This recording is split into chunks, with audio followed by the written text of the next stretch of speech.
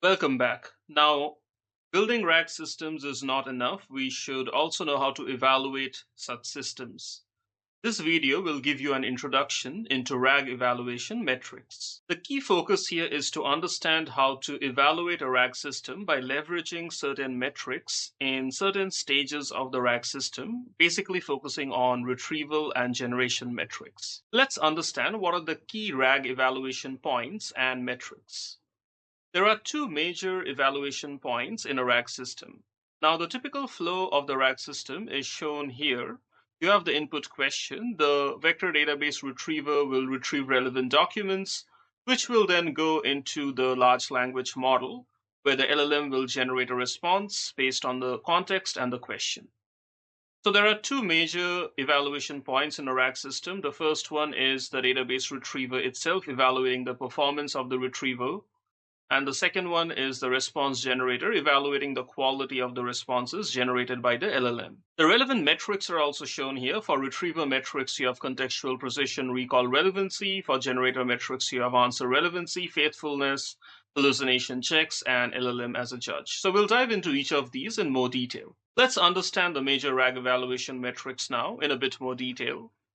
So we have retriever metrics and we have generator metrics. Now, coming to the retriever metrics in a RAG system, we have contextual precision, contextual recall, and contextual relevancy.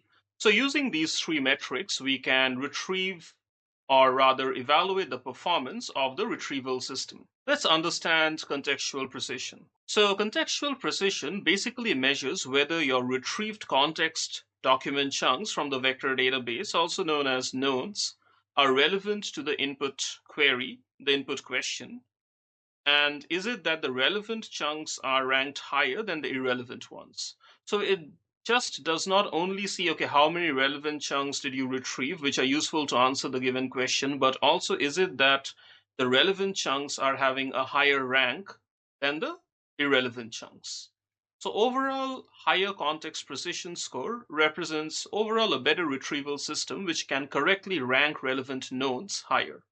For example, if you're asking a question, what is machine learning? And the article on machine learning or the document chunk on machine learning is at rank 2, and the article on artificial intelligence is at rank 1, the first retrieved document, which is more similar. That's not good because the document on machine learning should be more similar to the question asked on machine learning. Because let's say if instead of retrieving the top two documents, which are similar to the question, you retrieve the top document, then you would get only the document on artificial intelligence.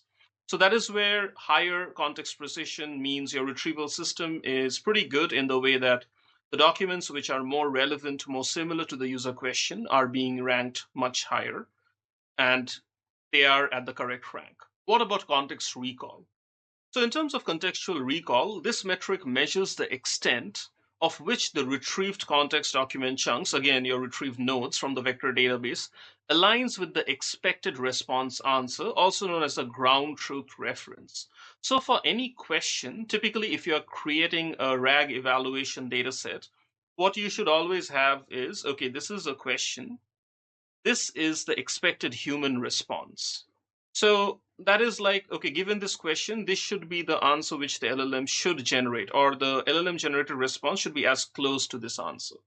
That answer is often known as the golden reference answer, or the ground truth reference answer, or the expected response answer. So contextual recall measures, okay, what is the extent of the retrieved document chunks retrieved from the vector database, which are aligning very closely, very similar to the ground truth answer. So higher context recall score represents a better retrieval system that can capture all the relevant context information from your vector database, which means, let's say if you're retrieving the top 5 cosine similar documents and out of them only 2 of them are really aligning with the human ground truth answer expected for that question, that is not good. If maybe 4 of them align, that is really good. You end up having a higher recall. What about context relevancy? So context relevancy basically measures the relevancy of the information in the retrieved context document chunks, your retrieved nodes, to the input query. So this is where instead of measuring the similarity or the relevancy to the ground truth answer or the ranking and so on, what we do is we see that based on the retrieved context document chunks, how relevant are they to the input question? And that measures the context relevancy. As the name suggests for the metric, how relevant is the context to the input question? Now, higher context relevancy score represents typically a better retrieval system which can retrieve more semantically relevant nodes, more relevant document chunks to the input questions. Now let's get into the generator metrics. So for generator metrics, we have answer relevancy, which typically uses an LLM as a judge to grade the answer relevancy. You have answer relevancy based on similarity, which typically uses something like embedding similarity to measure the answer relevancy. You have faithfulness, hallucination checks, and custom LLM as a judge metrics, which you can use using a framework like G-Eval. Let's understand these metrics now.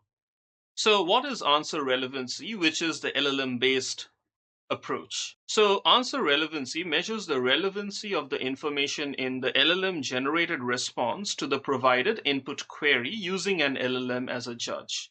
So again, this is generator metrics, so measuring the quality of the generated answer. So here we are seeing how relevant is the generated response to the input query. Just like we have context relevancy in retrieval metrics, here for generator metrics, we have answer relevancy, where we use an LLM itself to grade and tell us that, okay, how close or how relevant is the generated response to the input question.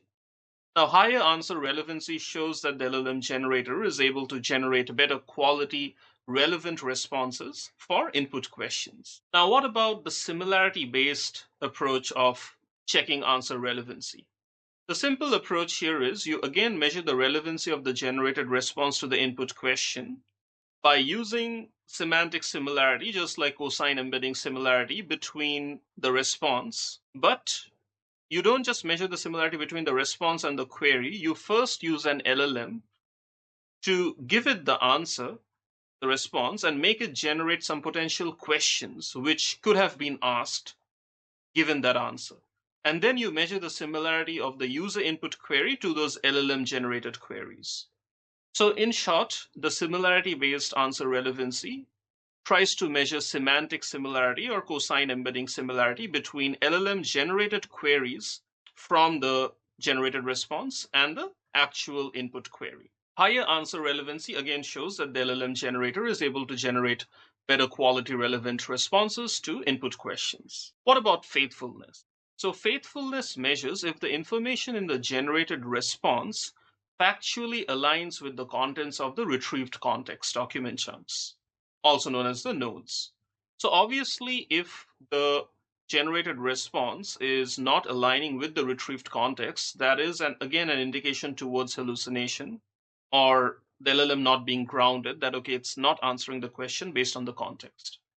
So that is where higher faithfulness means that the generated response is more grounded with regard to the retrieved context documents, reducing any kind of contradictions and also potentially hallucinations. So faithfulness is a good metric to measure that, okay, the LLM generated answer is grounded and relevant with regard to the retrieved context, which means it is actually using that to answer the given question. There's also hallucination check metrics, which basically measures the proportion of contradictory statements by comparing the generated response to the expected context document chunks, the ground truth reference.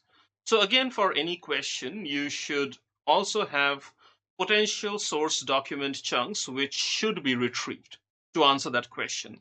That is known as the expected context document chunks, not retrieved from the vector database, but what should be actually retrieved from the vector database recorded by a human. And then the idea is using those expected context document chunks, which should have been retrieved for a given question. You measure that, okay, the statements in the generated response, are they actually matching with the statements in the expected ground truth context document chunks? If they are matching, that is great, less hallucinations. If they are not matching, then you have a lot of contradictory statements and potentially a cause of hallucination. So lower the hallucination score, lower is the proportion of contradictory statements, making the response more grounded and relevant. And you can use custom LLM as a judge metrics, like You could use G-Eval, which is a framework from the Deep-Eval platform that uses LLMs with chain of thoughts to evaluate LLM responses, retrieve context based on any custom criteria. So you can create your own judging criteria that, okay, graded between a scale of 1 to 5, 1 being this, 2 being this, and so on. And you can give detailed evaluation steps using prompt instruction. We will dive into each of these metrics in more detail with relevant formula and hands-on code in the future videos.